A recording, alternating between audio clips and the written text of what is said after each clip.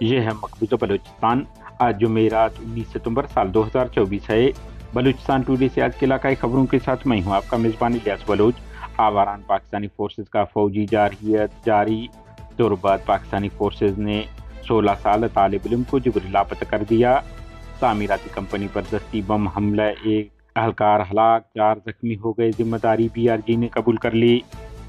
Kalat mobile tower نظر آتش کرنے کی ذمہ داری BLF نے قبول کر لی ہے۔ استاد واحد قمبر کو علاج کے دوران بیرون وطن سے اغوا کر کے جبری لاپتہ کیا گیا ہے۔ لواحقین کی پریس کانفرنس۔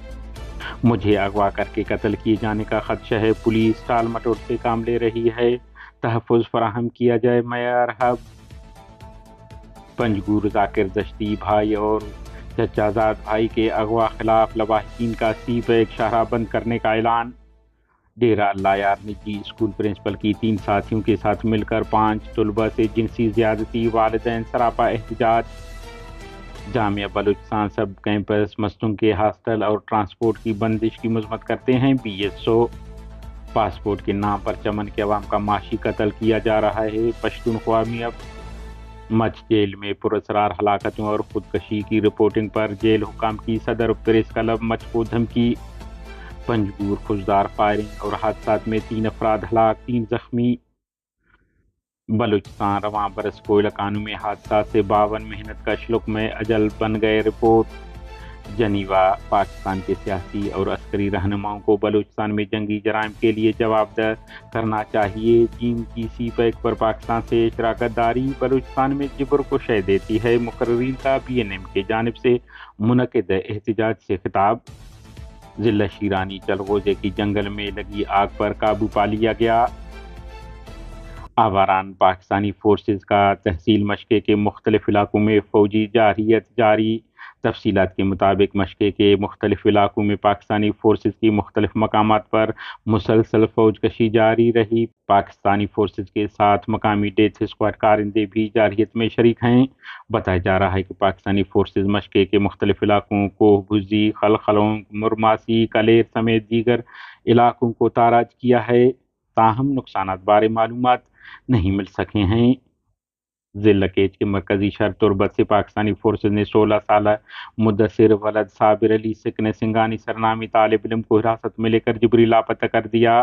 مذکور طالب علم کیچ بار ایسوسی ایشن کے ایڈوکیٹ شیما صابر کے چھوٹے بھائی ہیں، جن کی عمر 16 سال ہے اور وہ 8ویں جماعت کا طالب علم بتایا جا رہا ہے۔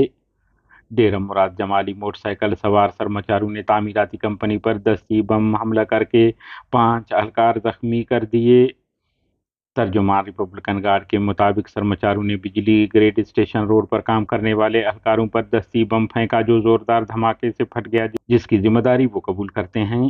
پولیس کے مطابق ایک زخمی بعد ازاں ہسپتال میں چل بسا ہے۔ کلات میں بلوچستان لبریشن فرنٹ کے سرمچاروں نے گزشتہ رات کلات کے علاقہ ہربوئی مرجان میں نصب ٹیلی نار موبائل ٹاور کو فائرنگ کر کے نظر آتش کر کے تباہ کر دیا ہے، جس کی ذمہ داری قبول کرتے ہیں BLF۔ بلوچ بزرگ سیاسی رہنما جبری لاپتہ واحد قمبر کی بیٹی محلب بلوچ نے کوئٹہ پریس کلب میں پریس کانفرنس کرتے ہوئے کہا ہے کہ میرے والد کو پاکستان کے خفیہ اداروں نے اپنے ایجنسیز کی مدد سے تلاش کرنے کے بعد اغوا کر کے پاکستان منتقل کیا ہے اور یہاں وہ کسی خفیہ قید خانے میں رکھے گئے ہیں۔ عینی شاہدین کے بیانات، واقعاتی ثبوت اور استاد واحد قمبر کی شخصیت سے یہ واضح ہے کہ انہیں ریاست پاکستان کے اداروں نے اغوا کے بعد جبری لاپتہ رکھا ہے۔ انہوں نے کہا ہے کہ انہیں اس وقت ایران کرمان سے اغوا کیا گیا جب وہ وہاں زیر علاج تھے۔ پنجگور ساراوان میں شادی کی تقریب میں فائرنگ سے جلیل نامی شخص ہلاک، 3 زخمی ہو گئے۔ پنجگور کے ساکے مقام پر روڈ حادثے میں عیسیٰ اور زاہد نامی 2 افراد ہلاک ہو گئے۔